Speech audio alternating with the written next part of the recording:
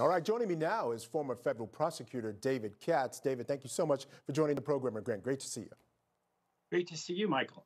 All right, so here's my question for you. You know, this trial from the very beginning, Judge Cahill has done a great job and really has tried very hard to keep outside influences from getting into that courtroom in terms of, you know, how this jury gets this information. Well, now it's his turn. He's sitting there. Is it possible for him now to really not let any of the public pressures influence him in his ultimate decision on sentencing? Well, I think that he'll be very objective and unbiased. That's what judges are supposed to do, of course. The sentencing system that he has will be familiar to many of your viewers because it's very much like the federal sentencing guidelines, where you find the sentence on a grid. And in part, it's the severity of the offense going one way, and it's the prior record going the other way. In the rare cases of police officers who are ever prosecuted and convicted, of course, they have no record. They wouldn't be on the force if they had a criminal record. And so that's one of the reasons why people think in some of these, horrendous police brutality cases, the sentences seem to be on the low side. But with the aggravators, I think that they will not be considered by most fair-minded people to be on the low side. And then he serves a very substantial proportion of the sentence. This is not where you get out after a third on some kind of early parole. So I think that it's going to be a very unbiased, objective sentence. It's going to be based on these guidelines. I do think that the judge has already indicated, Michael, that he finds some of these aggravating circumstances, like the unusual cruelty, how long it lasted with him being with the knee on the neck and George Floyd saying, "I can't breathe." I think he is going to find that there's a cruelty aspect to it, which is aggravating.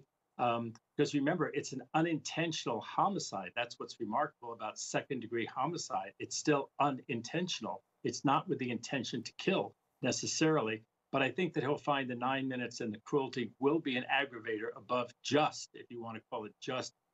And I think that he'll find that because the young kids were around, and of course, it's going to have this sort of PTSD effect on their lives for the rest of their lives, from youth all the way to old age.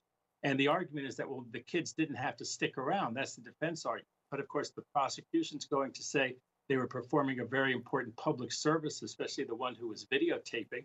And they're also going to say that the kids were trying to get him to get off the neck of George Floyd. And so they stuck around for a public purpose. And taking all that into account, I think it's going to be an aggravated sentence. I do think it's going to be above the normal guidelines, Michael. Yeah, no question about it. I mean, actually, he has already ruled that 4 of them exist. And you mentioned 2 of them, the fact that it happened in front of children.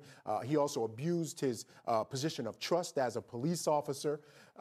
We also know that he thought that it was in concert with at least 2 others or 3 other folks involved as well. So there were 4 in total that he came up with that he said are existing. So he will deviate from the sentencing guidelines. But my question to you is, the defense came in and asked for time served and probation. Now, I understand negotiations, David. The other side goes high, you go low. But I'm wondering if you think they might have made a mistake there, at least not as acknowledging the fact that there were these circumstances and that there has been a conviction by a jury of an unintentional murder. Well, they have a duty to zealously defend their client. And that's true whether it's the fellow who was just on your show who's in trial down there for a double homicide and is facing the death penalty in Florida, and that's whether it's Derek Chauvin and it's a case that the whole world is watching. They have a duty to zealously defend their client. Probation is available under the law. I think that they had to make a pitch for it and let public perception of their position be damned in this situation.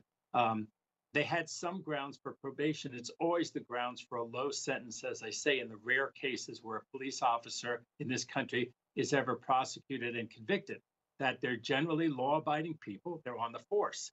They're people who follow discipline, and therefore they're going to obey the conditions of probation, and that they're never going to be hired as a police officer again. And so there's very little chance of recidivism in the sense that they won't have a badge and a gun issued by the authorities.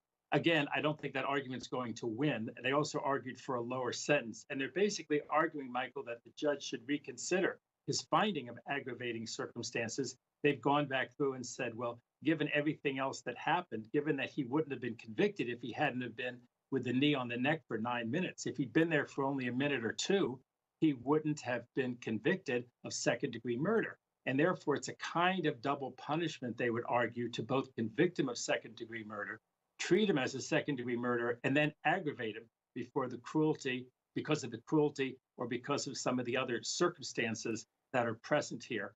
And